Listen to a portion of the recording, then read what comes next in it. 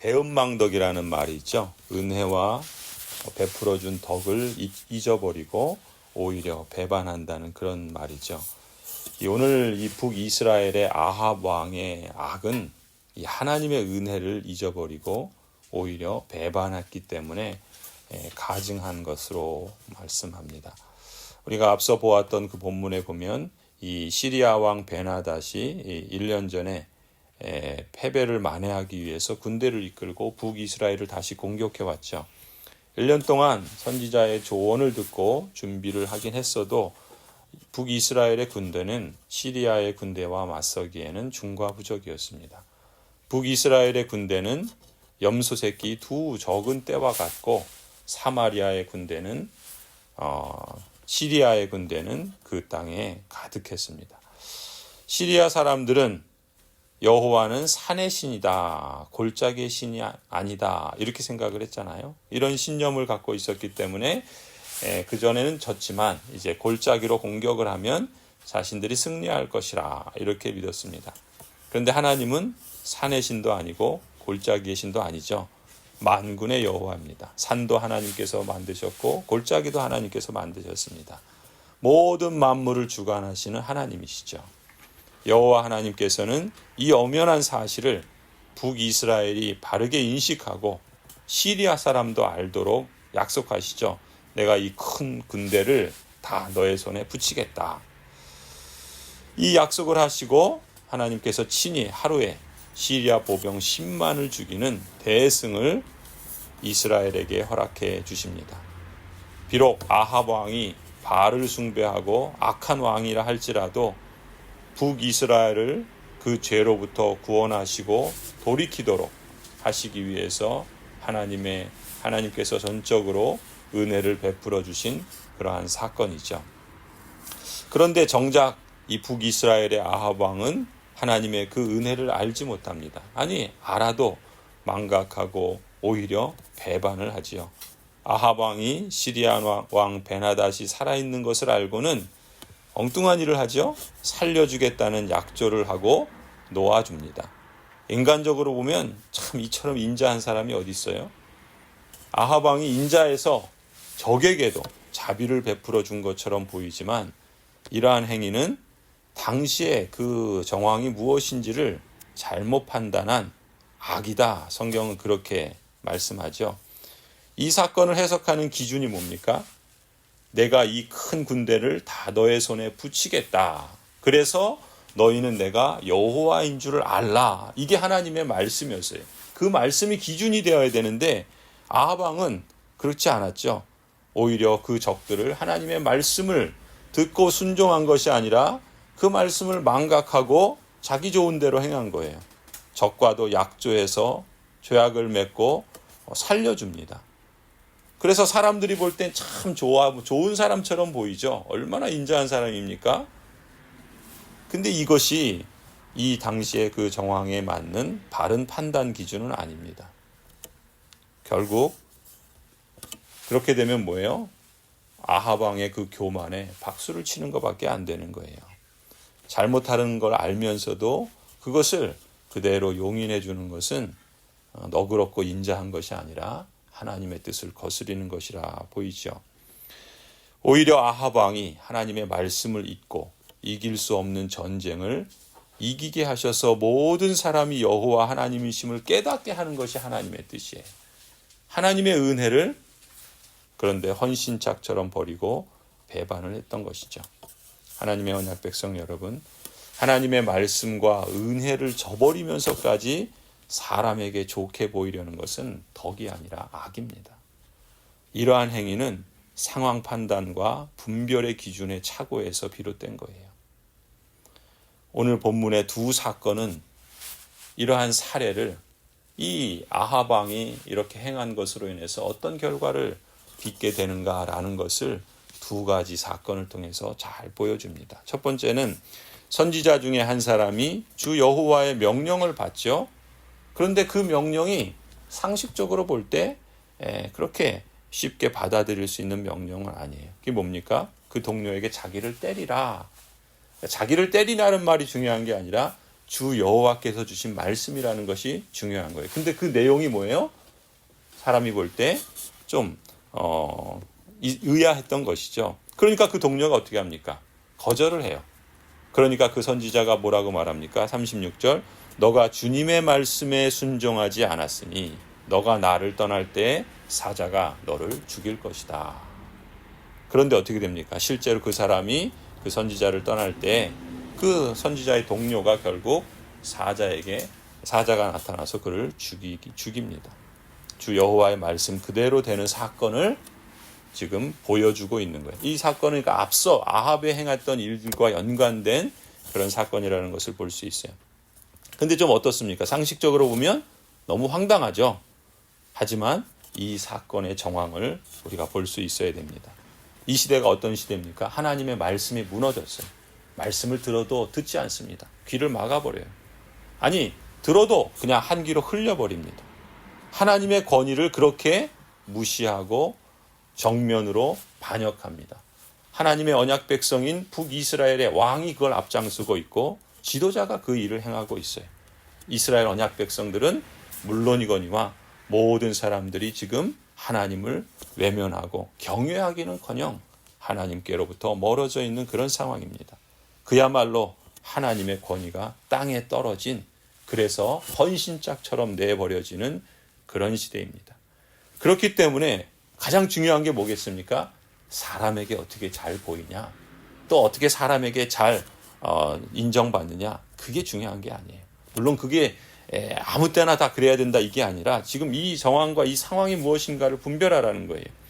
하나님 되심이 이 땅에 떨어져서 무시받고 있는 그런 시대에 가장 중요한 건 하나님께서 만군의 여호와시다.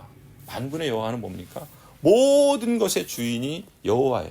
사람을 지은 것도 여호와시고 또 산도 골짜기도 모든 권력도 지위도 부도 명예도 하나님이 주시지 않으면 아무 소용이 없는 겁니다.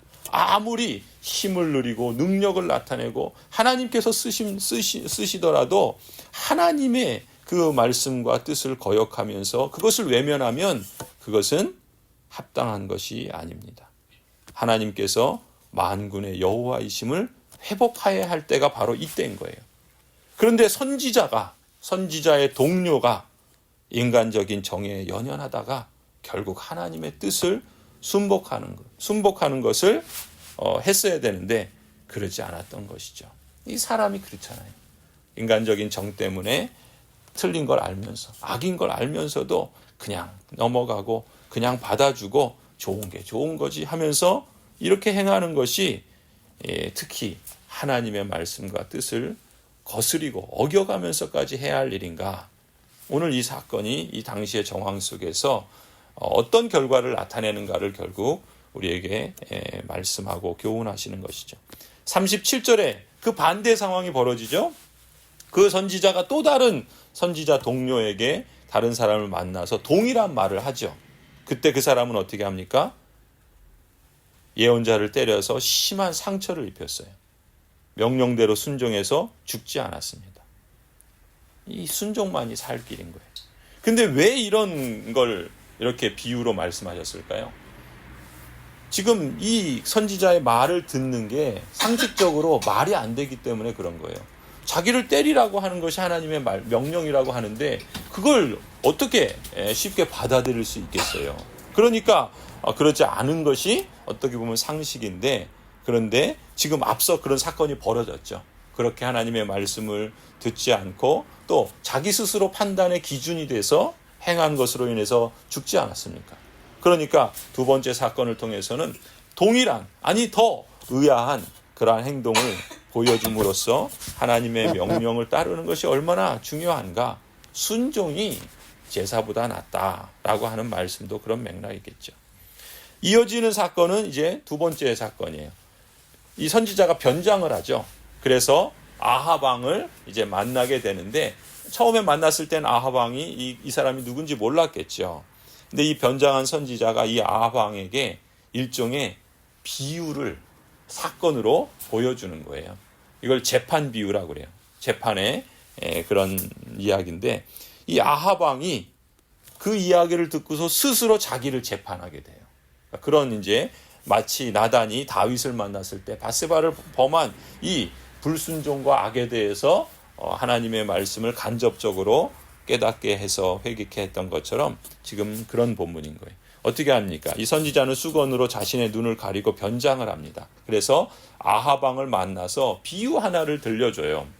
어떤 사람이 전쟁터에서 돌아오는 길에 한 포로를 잘 감시해서 지켜달라고 자기에게 부탁을 한 거예요.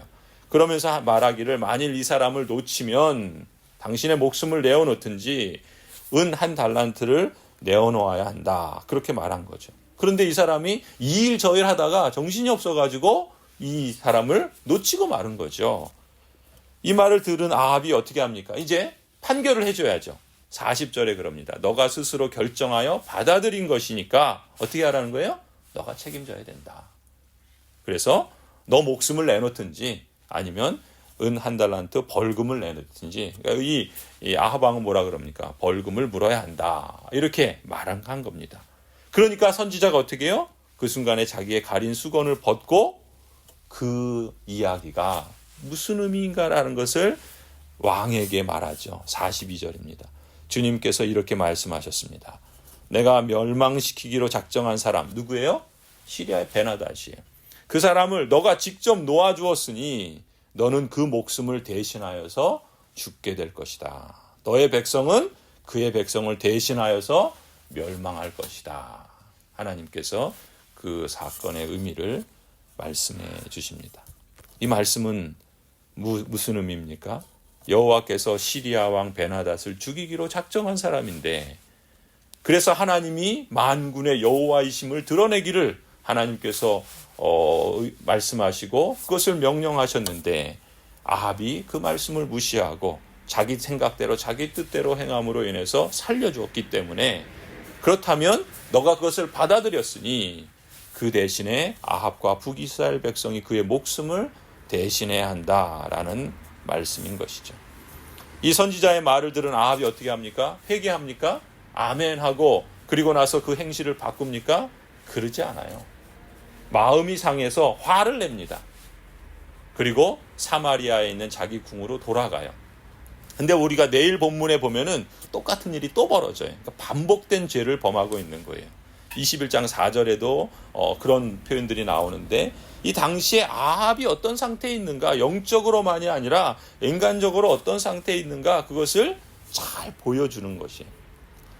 오늘 본문의 이 두 가지 사건은 우리에게 한 가지 교훈을, 한 가지 진리를 확인시켜 줍니다. 하나님의 말씀을 듣고 순종하는 길만이 살 길이다라는 것을 우리에게 강조합니다. 그렇죠. 이 아합 왕이 행한 것처럼 배은망덕의 악에 대해서 하나님은 진노하십니다. 그 진노하심은 그만큼 크고 단호합니다. 하나님의 말씀과 하나님의 은혜를 저버리면서까지 다른 사람에게 좋게 보이려는 것은 덕이 아닙니다. 악이라는 것을 기억해야 합니다. 하나님께서 책망의 말씀을 주실 때가 있죠. 그 말씀을 주셔서 혹 내가 잘못을 깨닫게 되었다면 거기에 대해서 분노해야 할 일이 아니에요. 허물을 가릴 일이 아닙니다. 오히려 분노하거나 허물을 가리려고 하지 말고 겸손히 하나님 앞에 자복하고 회개할 줄로 믿습니다. 그리고 그 주님의 뜻을 묵상하고 실천하는 사람이 그것이 참된 성도다라는 것을 드러내는 그러한 아름다운 모습이라 믿습니다. 오늘도 우리 안에 거룩한 소원을 주시고 역사하시는 성령 하나님께서 여러분의 마음과 생각과 의지까지 섭리하셔서 참된 성도의 복된 길을 선택하면서 살아가시기를 간절히 축원합니다.